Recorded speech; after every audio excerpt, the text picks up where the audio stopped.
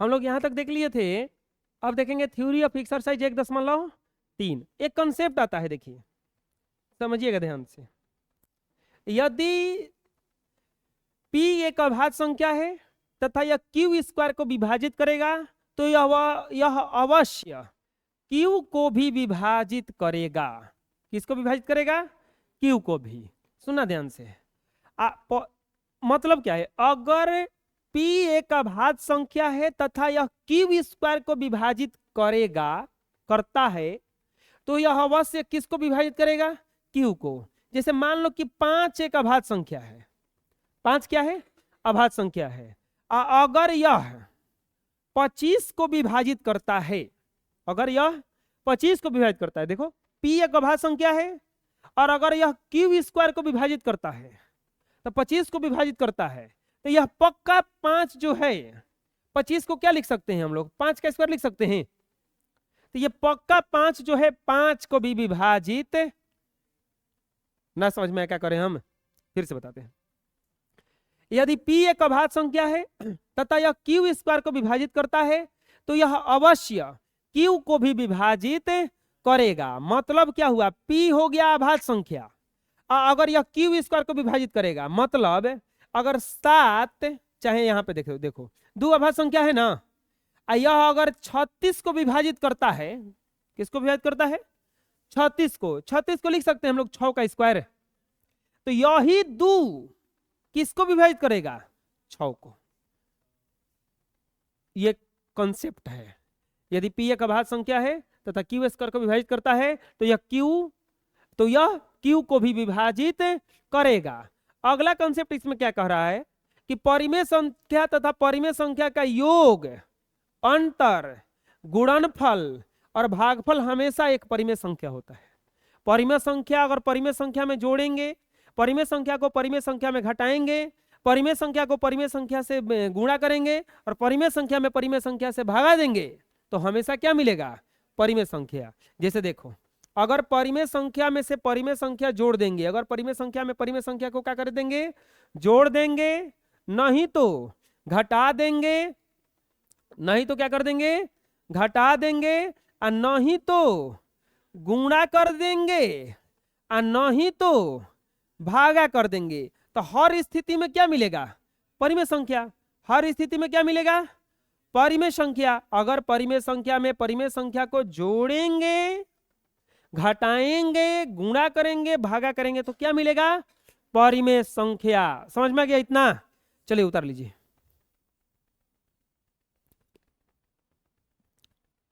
अगला आता है कि परिमेय संख्या तथा अपरिमेय संख्या का योग तथा अंतर हमेशा एक अपरिमेय संख्या होता है। अब देखो, अगर परिमेय में अपरिमेय को जोड़ेंगे, चाहे घटाएंगे, चाहे गुणा करेंगे, चाहे भागा करेंगे, तो हमेशा क्या मिलेगा? अपरिमेय। परिमेय संख्या प्लस अपरिमेय संख्या बराबर क्या मिलता है? अपरिमेय संख्या। अपरिमेय संख्या माइनस अपरिमेय संख्या बराबर भी क्या मिलता है? अपरिमेय संख्या। इतना समझ में आ जाएगा। लेकिन अगला देखो, शून्येतर परिमेय संख्या तथा अपरिमेय संख्या का गुणनफल और भागफल हमेशा एक अपरिमेय संख्या होता है। शून्येतर क्यों कहा गया इस जा? क्योंकि अगर शून्य में अपरिमेय संख्या से गुणा कर देंगे तो ये तो 0 हो जाएगा। और 0 कौन सा संख्या है? परिमेय संख्या क्या? अपरिमेय संख्या? परिमेय संख्या। इसीलिए कहा गया कि अगर कोई शून्येतर परिमेय संख्या होगा और शून्येतर परिमेय संख्या होगा और कोई अपरिमेय संख्या आएगा तो उसका गुणा करेंगे चाहे भागा करेंगे तो हमेशा क्या आएगा? अपरिमेय संख्या। शून्येतर परिमेय संख्या और अपरिमेय संख्या का गुणनफल तथा भागफल हमेशा क्या होता है? अपरिमेय संख्या। बोलिए, दिक्कत है? ऐसे घेर रहे हैं, आप लोग को भी घेर लेना है, ये सूत्र है, ठीक है? अपरिमेय, परिमेय संख्या और अपरिमेय संख्या में गुणा करेंगे अपरिमेय, परिमेय में अपरिमेय से भागा देंगे अपरिमेय, परिमेय में परिमेय को घटे अपरिमेय को जोड़ेंगे अपरिमेय, अपरिमेय में से अपरिमेय को घटाएंगे तो अपरिमेय। चलिए एग्जांपल देखो, एग्जांपल देखो। जैसे कि रूट, ये दो बताओ क्या है? परिमेय संख्या है ना। आप प्लस √3 कर देंगे तो ये देखो, ये परिमेय संख्या और ये कौन सा संख्या? अपरिमेय संख्या। तो बराबर ये 2 + √3 मिला ना, तो ये पूरा कौन सा संख्या कहलाएगा? अपरिमेय संख्या। अगर 2 माइनस √3 लिख देंगे तो कौन सा संख्या मिलेगा? अपरिमेय संख्या। अगर 2 गुना √3 तो बराबर 2√3 आएगा, अब बराबर ये कौन सा संख्या हो जाएगा? अपरिमेय संख्या। अगर 2 भागा √3 कर देंगे तो क्या आ जाएगा? 2 बटा में √3, अब बराबर ये भी कौन सा संख्या हो जाएगा? समझ में आया क्या कह रहे हैं हम? अगर परिमेय संख्या, ये एग्जांपल लिख लेना है, अगर ये ऐसा आएगा तो इतना होगा, चलो लिख लो इतना। नेक्स्ट आता है, खत्म हो गया थ्योरी जो है खत्म हो गया। अब आता है हम लोग का चैप्टर प्रश्नावली 1.3। ये समझ लो कि बहुत VVI क्वेश्चन है और लगभग हर साल आया है, हर साल आइए जाता है। देखो यहाँ पे √5 लिखा हुआ है, कहीं कहीं √2 लिख देगा, कहीं कहीं √3 लिख देगा, एक कोनो ना कोनो आ जाएगा, 2 नंबर में आता है। आपको बढ़िया से सीख लेना है, ये समझिएगा ध्यान से, बहुत आसान है। लिखेंगे सिद्ध करना है, सिद्ध करना है। क्या सिद्ध करना है? √5 एक अपरिमेय संख्या है। √5 एक कौन सा संख्या है? अपरिमेय संख्या है। हमें सिद्ध करना है √5 कौन सा संख्या है? अपरिमेय संख्या है। एकदम आसान है सिद्ध करना। आपको शुरू में क्या करना है? मान लेना है कि परिमेय संख्या है। शुरू में क्या मान लेना है? परिमेय संख्या है। माना √5 एक परिमेय संख्या है। मान लिए कि √5 कौन सा संख्या है? परिमेय संख्या है, तथा √5 बराबर P बटा Q। √5 बराबर क्या मान लिए? P बटा में Q, जहां P और Q सहअभाज्य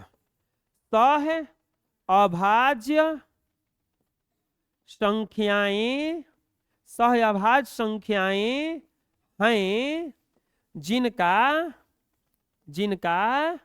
एक के अलावा अन्य कोई भी उभयनिष्ठ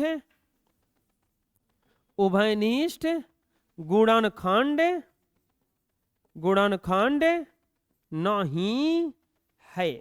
एक के अलावा कोई भी उभयनिष्ठ गुणनखंड नहीं है। इतना समझ में आया? ये इतना आपको लिखना होगा। अब क्या करेंगे? अब लिखेंगे √5 बराबर P बटा में Q।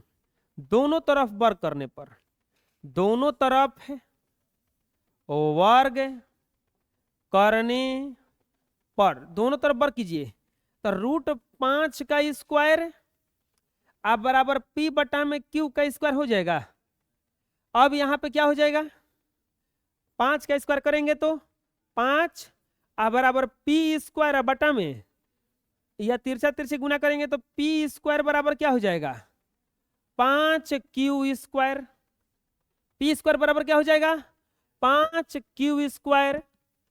P स्क्वायर बराबर क्या हो जाएगा? देखो ऐसे लिख सकते हैं इसको, 5Q स्क्वायर अब बराबर क्या हो जाएगा? P square.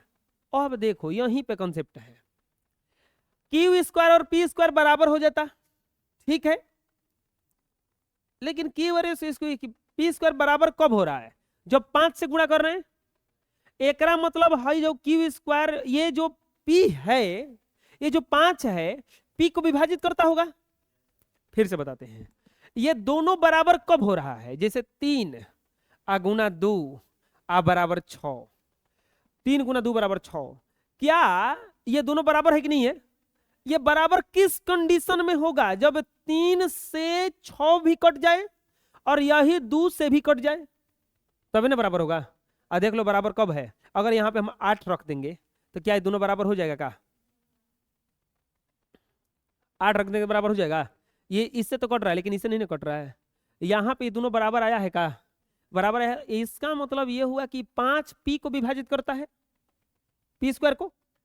तभी तो देख लो हिजा, 3 गुना 2 बराबर क्या है 8, और 3 गुना 2 बराबर 6। अगर ऐसा बराबर होगा तो 3 ये इसको विभाजित करेगा, इसको विभाजित करेगा, ऐसा है।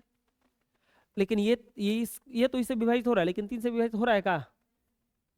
यहां पर ध्यान से देखो, लिखेंगे यहां 5 पी स्क्वायर को विभाजित करता है, विभाजित करता है। यहां 5 पी स्क्वायर को विभाजित करता है।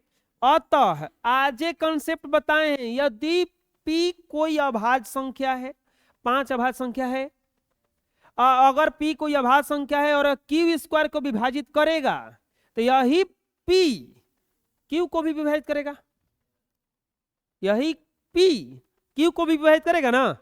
अब देखो ये 5 अभाज्य संख्या है कि नहीं है, ये किसको विभाजित कर रहा है? पी स्क्वायर को। तो अतः 5 पी को भी, ये कंसेप्ट है, सही क्लियर है? अब यहां तक है, विभाजित करेगा। 5 किसको विभाजित करेगा? पी को। अब मानते हैं, माना P बराबर 5 के। देखिए जो यहाँ पे गुणा में होगा वही मान लीजिएगा। अगर 2 क्यू स्क्वायर रहता तो 2 के मान लेते। 5 बराबर P बराबर कितना मान लिए? 5 के। अब यहाँ पे रखिए 5 क्यू स्क्वायर बराबर 5 के का स्क्वायर हो जाएगा ये जा, या 5 क्यू स्क्वायर बराबर 25 के स्क्वायर होगा। 25 के स्क्वायर 5 से कट जाएगा, ये 25, या क्यू स्क्वायर बराबर 5 के स्क्वायर होगा। क्यू स्क्वायर बराबर कितना हो जाएगा? 5 के स्क्वायर। इसको सही से लिख दो इस तरफ, 5 के स्क्वायर बराबर क्यू स्क्वायर हो जाएगा। ये सेम टू सेम ही जाया है का? क्या लिखा जाएगा? अतः यहां 5 क्यू स्क्वायर को विभाजित करता है। तो अब बताओ, इसीलिए 5 क्यू को भी विभाजित करेगा, क्यू को भी विभाजित करेगा। अब देखो यहां तक क्लियर है। अब यहां पे दिक्कत क्या है? हम क्या माने हैं पी और क्यू के बारे में? पी और क्यू के बारे में माने हैं कि पी और क्यू सहअभाज्य संख्याएं हैं जिनका एक के अलावा कोई उभयनिष्ठ गुणनखंड नहीं है। एक के अलावा कोई उभयनिष्ठ गुणनखंड। अब यहां पे देखा गया 5 जो है पी को भी विभाजित कर रहा है, 5 जो है क्यू को भी विभाजित कर रहा है, यानी कि पी और क्यू का उभयनिष्ठ गुणनखंड 5 आएगा तबे ना। हम शुरू में माने थे कि पी और क्यू सहअभाज्य है। असहभाज्य ऐसा है कि एक के अलावा उसका कोई उभयनिष्ठ गुणनखंड नहीं है, लेकिन ये पी और क्यू जो है 5 से कट रहा है, यानी कि हमारा ये मानना गलत है कि नहीं है? गलत है ना, यहां पे मानना गलत है। अब इसी गलती के कारण हम लोग ये माने हैं कि √5 क्या है? परिमेय संख्या। जब एक बतिया गलती हो गया तो हो सकता है ये भी गलती है ना, बुझाया? यानी कि इसी विरोधाभास से कहेंगे कि √5 परिमेय संख्या नहीं है। हमारा मानना गलत है, क्योंकि ये हमारा मानना गलत हो चुका है, तो इसको भी मानना गलत होगा। ये भी माने हैं। इसी विरोधाभास से हम कह सकते हैं कि ना, मान लो कि एक आदमी आया आपके पास और कहा कि भैया हम बहुत गरीब हैं, हम भूखे भी हैं, हम बहुत गरीब हैं, हम भूखे भी हैं, हमको कुछ खाने के लिए दीजिए। तो आप क्या किए कि उसको कुछ दे दिए। बाद में पता चला कि वो गरीब नहीं था, बाद में पता चला कि वो गरीब नहीं था। तब कहिएगा ना कि लगता है वो भूखा भी नहीं था, क्योंकि एक बात ये झूठ हुआ तो दूसरा का ऑटोमेटिक हो सकता है झूठ बोला हो। वो आके कहा था कि हम गरीब हैं और फिर क्या बोला था? भूखे हैं। सूत्रों के हवाले से पता चला, खुफिया एजेंसी के हवाले से पता चला कि वो गरीब नहीं था, वो गरीब नहीं था। तो अब आप कहिएगा कि अरे तो एक और झूठ बोल ले रहे कि हम भूखे भी थे, इसका मतलब वो भूखा भी। यहां पे देखो एक के अलावा कोई उभयनिष्ठ गुणनखंड नहीं हम माने थे, ये बतिया हमारा क्या निकल गया? झूठ निकल गया ना। तो इसका मतलब हमारा ये भी मानना क्या हो जाएगा? अब गलत, कि ये परिमेय संख्या है। ये कौन सा संख्या आना चाहिए? अपरिमेय। चलो देखते हैं, यहां पे इसको बनाएंगे, इधर लिखेंगे चूंकि हमारे मानने के अनुसार, हमारे मानने के अनुसार, हमारे मानने के अनुसार P और Q का, P और Q का कोई भी चाहे P और Q का एक के अलावा उभयनिष्ठ गुणनखंड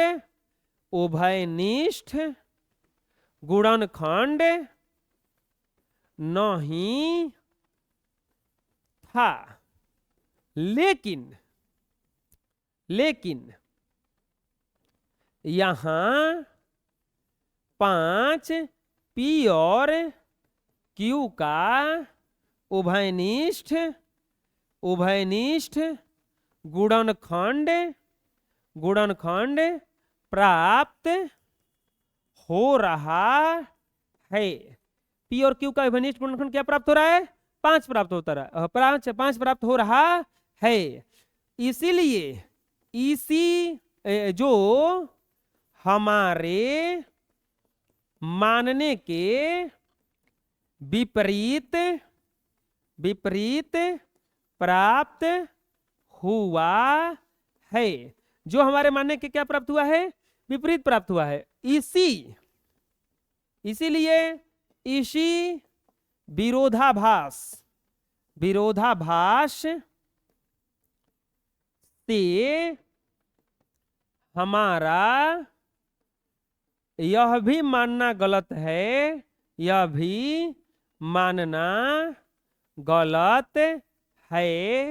कि √5 एक परिमेय संख्या है। अतः √5 एक अपरिमेय संख्या है। √5 कौन सा संख्या है? अपरिमेय संख्या है। प्रूव्ड। बोलिए दिक्कत है? तो चलिए पहले इसको उतार लीजिए, ये वाला उतारिए।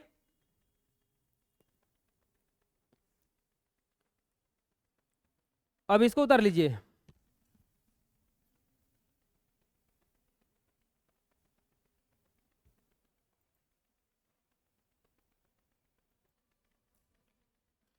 नेक्स्ट आता है अब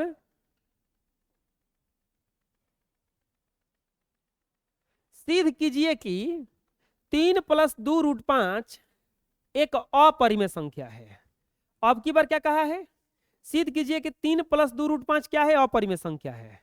लिखेंगे सिद्ध करना है,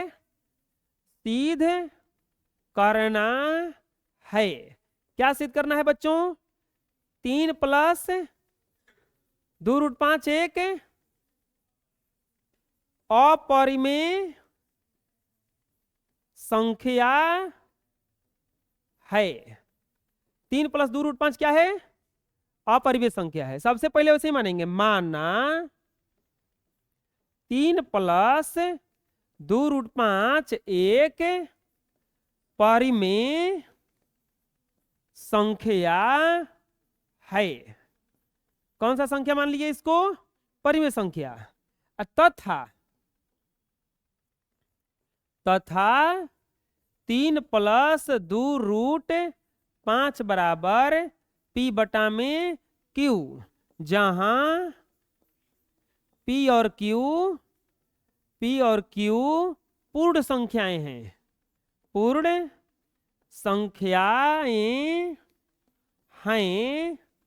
तथा Q is not equal to 0।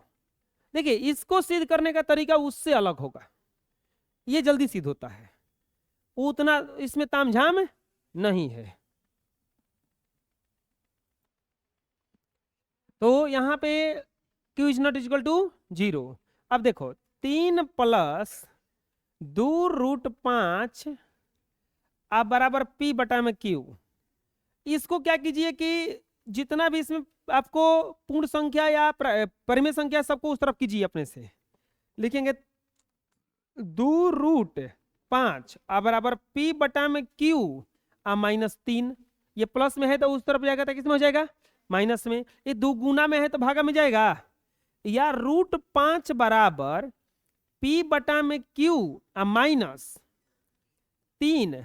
अब पूरा के बटा में क्या हो जाएगा, 1 बटा में 2। ये नीचे चला जाएगा, गुणा कर दीजिए। या √5 बराबर P बटा में, ये गुणा कीजिएगा तो 2Q -3 बटा में 2। देखिए यहां पे लिखेंगे चूंकि P, Q, 2, 3 पूर्ण संख्याएं हैं, पूर्ण संख्याएं हैं, पूर्ण संख्याएं हैं। देख लीजिए, नहीं तो फिर समझ में ना आएगा तो हमको मत कहना। पूर्ण संख्याएं हैं तथा ये पूर्ण संख्याएं, इसीलिए P बटा में 2Q -3 बटा में 2 बराबर परिमेय संख्या, परिमेय चाहे से लिख दो, परिमेय संख्या, परिमेय संख्या है। लेकिन √5 एक अपरिमेय संख्या है, अपरिमेय संख्या है। देखिए यहां पे हम क्या देखें कि जो भी ये सब है पूर्ण संख्या है। अब पूर्ण संख्या से ये पूरा ग्रुप अगर देखेंगे इतना तो ये कौन सा संख्या बन जाएगा, परिमेय। कौन सा संख्या बन जाएगा ये पूरा का पूरा, क्योंकि पूर्ण संख्या को आप कोसहू लिख दीजिए वर्गमूल छोड़ के तो परिमेय संख्या बन जाता है। तो ये परिमेय संख्या है, लेकिन ये तो हम लोग पहले से जानते हैं कि कौन संख्या है, अपरिमेय। लिखेंगे अपरिमेय संख्या है जो लिखेंगे। अब ये परिमेय संख्या बराबर अपरिमेय संख्या कैसे हो जाएगा, इधर अपरिमेय संख्या इधर परिमेय संख्या, दोनों बराबर कैसे हो जाएगा, दिक्कत है ना। तो लिख देंगे जो विरोधाभास, विरोधाभास को दर्शाता है। किसको दर्शाता है, इसी विरोधाभास से, इसी विरोधाभास, इसी विरोधाभास से हमारा मानना गलत है, गलत है कि, क्या मानना गलत है कि 3 + 2√5 एक परिमेय संख्या है। हमारा मानना गलत है कि क्या कौन सा संख्या है, ये परिमेय संख्या है। ये क्या है, हमारा मानना गलत है, यानी कि असली में ये है क्या तब। इसीलिए 3 + 2√5 एक अपरिमेय संख्या है, अपरिमेय संख्या है। प्रूव्ड। समझ में आ गया, चलिए उतार लीजिए।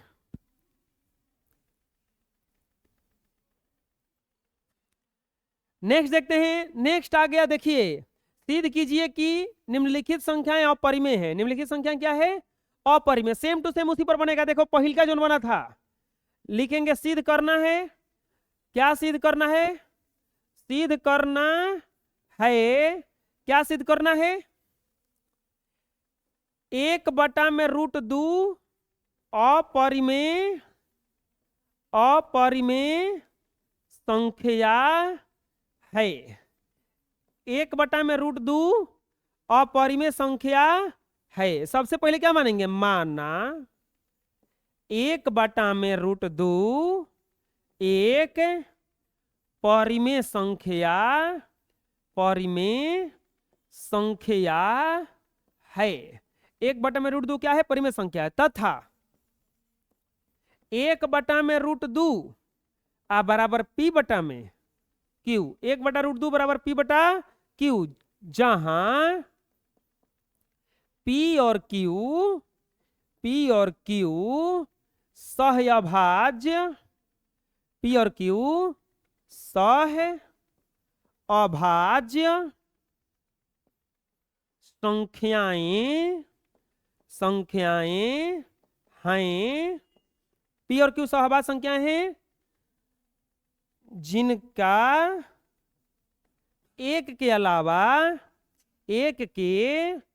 अलावा कोई उभयनिष्ठ गुणनखंड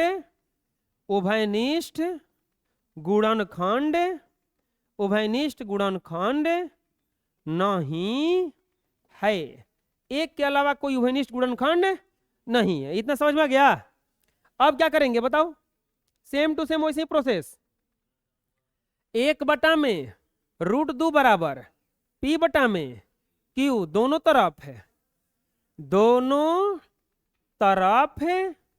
वर्ग करने पर, दोनों तरफ वर्ग कीजिए तो क्या हो जाएगा? 1 में √2 का स्क्वायर बराबर P/में Q का स्क्वायर, 1/2 बराबर P² में Q², तिरछा गुना करेंगे यानी कि ये हो जाएगा 2P² बराबर Q², 2P² बराबर Q²। इसे गुना करेंगे, लिखेंगे अतः 2 Q² को विभाजित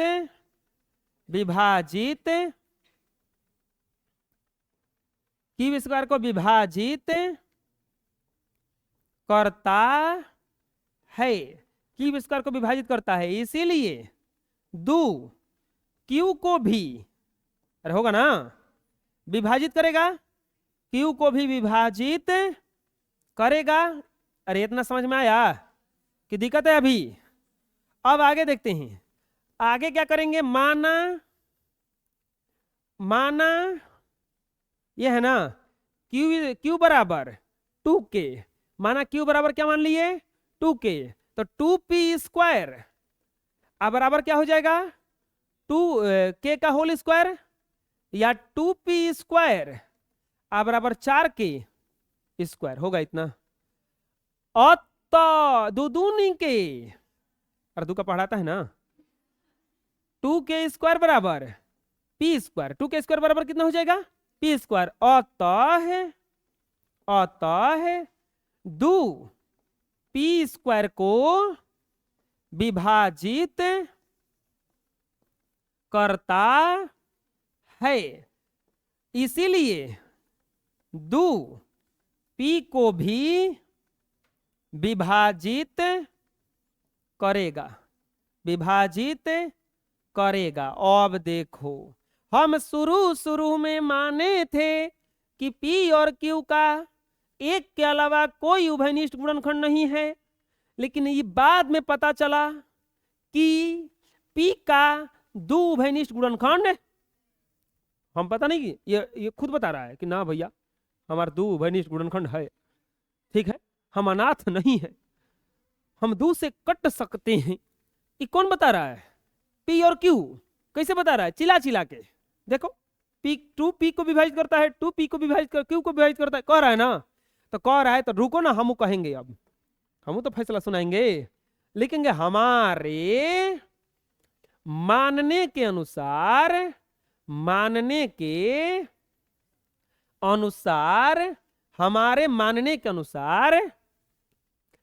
P और Q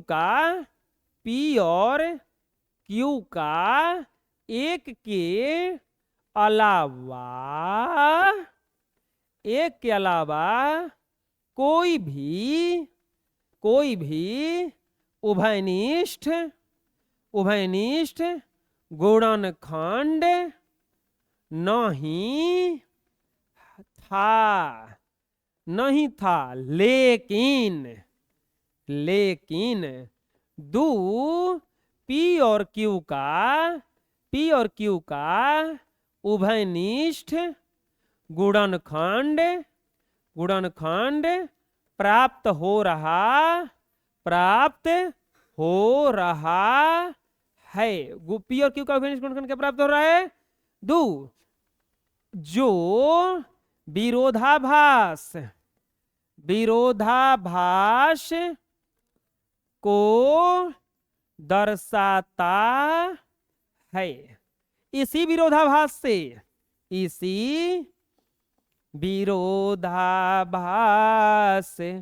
से हम कह सकते हैं कि, चाहे इसी विरोधाभास से हमारा मानना गलत है कि 1/√2 परिमेय संख्या है, अतः 1/√2 अपरिमेय संख्या है। प्रूव्ड। समझ में आ गया? उतार लीजिए। अरे समझ में आ गया? तो चलिए इसको उतार लीजिए पहले।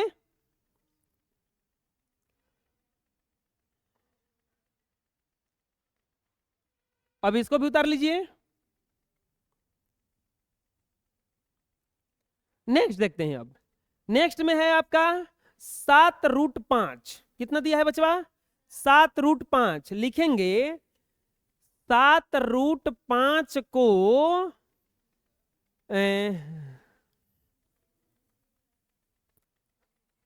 लिखना है, सिद्ध करना है, सिद्ध करना है 7√5 सिद्ध करना है 7√5 एक अपरिमेय संख्या है।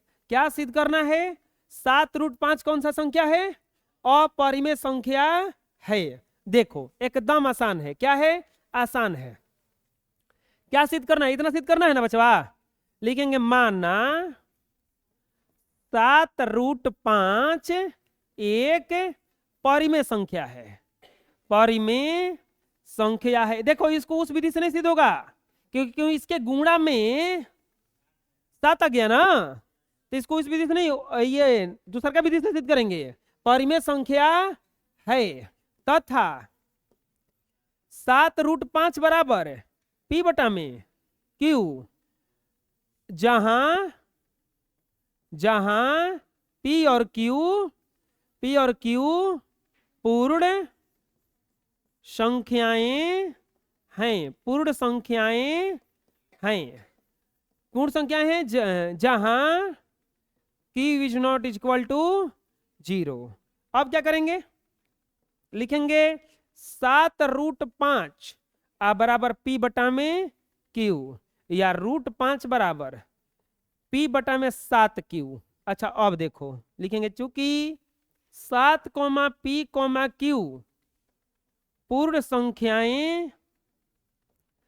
संख्याएं हैं, इसीलिए P/में 7Q एक परिमेय संख्या है। एक परिमेय संख्या होगा, परिमेय संख्या होगा। लेकिन हम जानते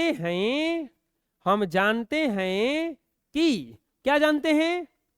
√5 एक अपरिमेय संख्या है। √5 एक अपरिमेय संख्या है जो हमारे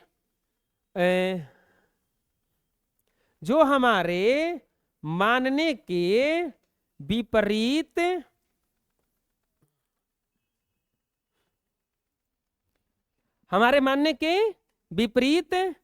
प्राप्त हुआ है। मानने के विपरीत प्राप्त हुआ है। अतः इसी विरोधाभास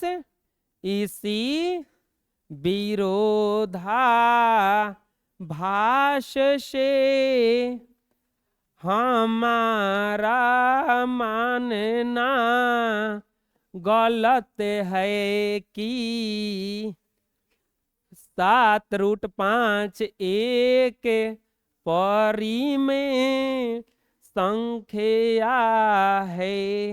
अतः 7√5 एक अपरिमेय संख्या है। प्रूव्ड। बोलिए दिक्कत है तो चलिए जल्दी से उतारिए।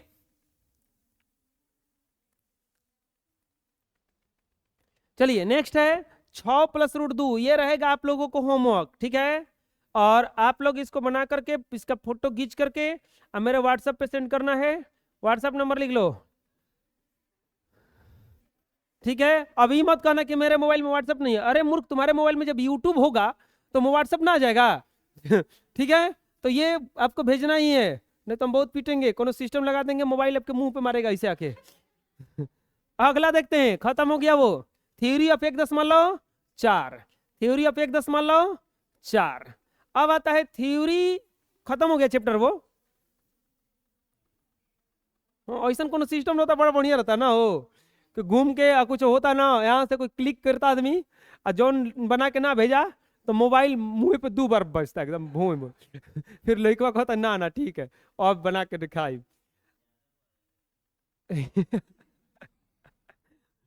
ना।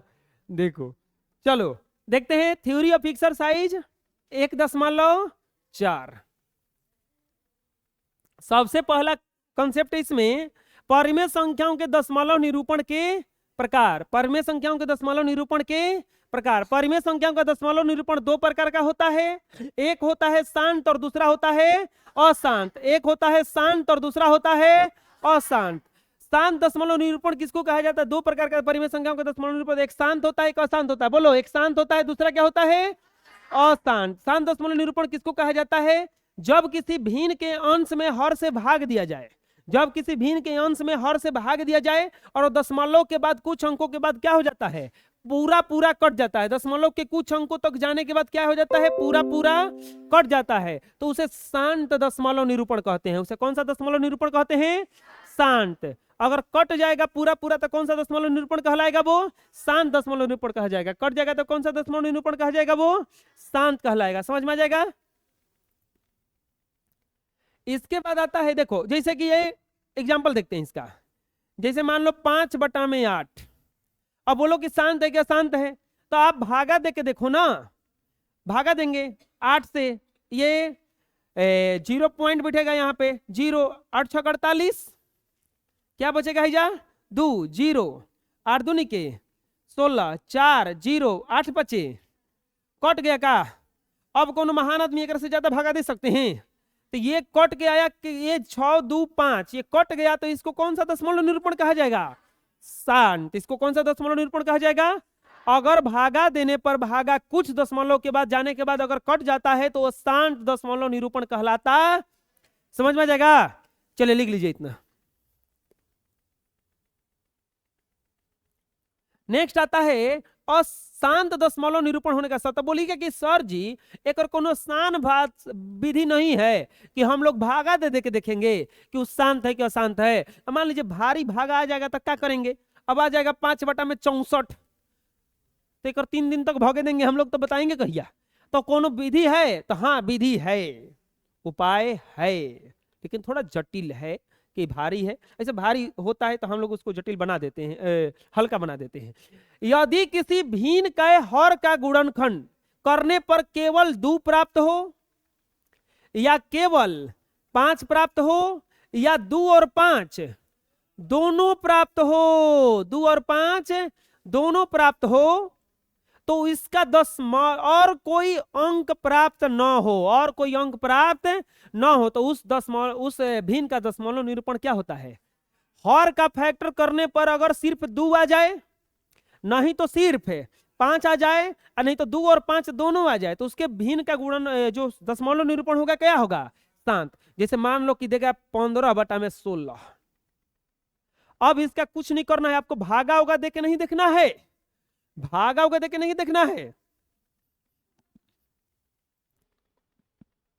2 प्राप्त हो, 5 प्राप्त हो, नहीं तो 2 और 5 दोनों प्राप्त हो, तो और कोई अंक प्राप्त न हो। जैसे इसका हर का फैक्टर कीजिए तो 15 में 2 गुना 2 गुना 2 गुना 2, खाली 2 आया है का? तो ये कौन सा दशमलव निरूपण पर होगा? शांत। नहीं तो मान लो क्या आ गया 49/125, 49 में 125, तो 49 में 5 गुना 5 गुना 5, कौन सा दशमलव निरूपण होगा ये? क्योंकि क्या आया है? 5। क्या आया है? 5। हम क्या बोले हैं, केवल 2 आ जाए, नहीं तो केवल 5 आ जाए, नहीं तो 2 और 5 दोनों आ जाए। मान लो रहेगा इजा जैसे 73/50, 73/50, तो ये 73 अब बटा में 2 गुना 2 गुना 5 गुना 5, तो भी क्या हो जाएगा ये, अगर किसी भी भिन्न का हर का गुणनखंड सिर्फ 2 हो, नहीं तो सिर्फ 5 हो, नहीं तो 2 और 5 दोनों हो, उसके अलावा कुछ नहीं हो, उसके अलावा कुछ नहीं हो, तो उसका दशमलव निरूपण कैसन होता है, शांत। उसका दशमलव निरूपण कैसन होता है, शांत। समझ में आ जाएगा। चलिए एग्जाम्पल सहित उतार लीजिए इसको।